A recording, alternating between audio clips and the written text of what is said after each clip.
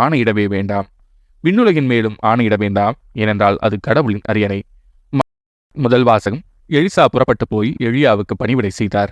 அரசர்கள் முதல் நூலிலிருந்து வாசகம். அதிகாரம் 19, இறைவசனங்கள் 19 முதல் 21 முடிய. அந்நாள்களில் எலியா அங்கிருந்து சென்று சாபாற்றின் மகன் எலிசாவை கண்டார். அப்போது அவர் ஏர் பூட்டி உழுது கொண்டிருந்தார். அவருக்கு முன்னே 11 ஏர்கள் இருந்தன.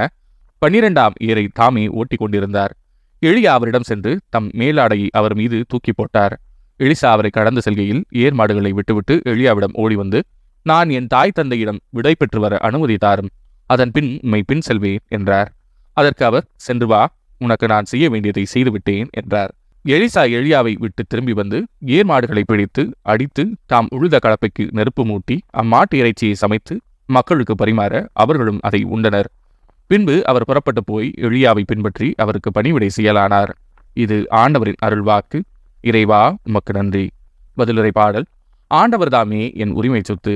இறைவா, என்னை காத்தருளும். உம்மிடம் நான் அடைக்கலம் புகுந்துள்ளேன். நான் ஆண்டவரிடம் நீரே என் தலைவர் என்று சொன்னேன். ஆண்டவர் தாமே என் உரிமை சொத்து, அவரே என் கிண்ணம். எனக்குரிய பங்கை காப்பவரும் அவரே.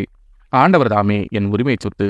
எனக்கு அறிவுரை வழங்கும் ஆண்டவரை போற்றுகின்றேன். இரவில் கூட என் மனச்சான்று என்னை எச்சரிக்கின்றது. ஆண்டவரை எப்போதும் என் கண்முன் வைத்துள்ளேன். அவர் என் வலப்பக்கம் உள்ளார். எனவே நான் அசைவுறேன்.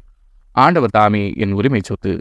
என் இதயம் அக்களிக்கின்றது, என் உள்ளம் மகிழ்ந்து துள்ளுகின்றது, என் உடலும் பாதுகாப்பில் நிலைத்திருக்கும். ஏனெனில் என்னை பாதாளத்திடம் ஒப்புவிக்க மாட்டீர், உம் அன்பனை படுகொலியை காணவிட மாட்டீர். ஆண்டவர் தாமே என் உரிமை சொத்து. நற்செய்தி வாசகம். நான் உங்களுக்கு சொல்கிறேன், ஆணையிடவே வேண்டாம்.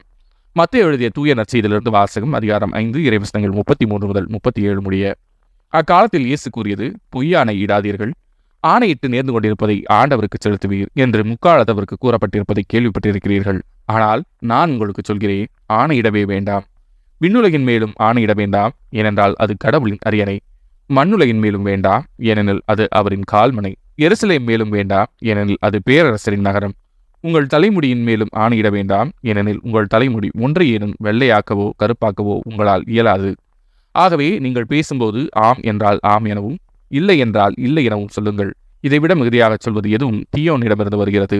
இது ஆண்டவரின் அருள்வாக்கு. கிறிஸ்துவே உமக்கு புகழ்.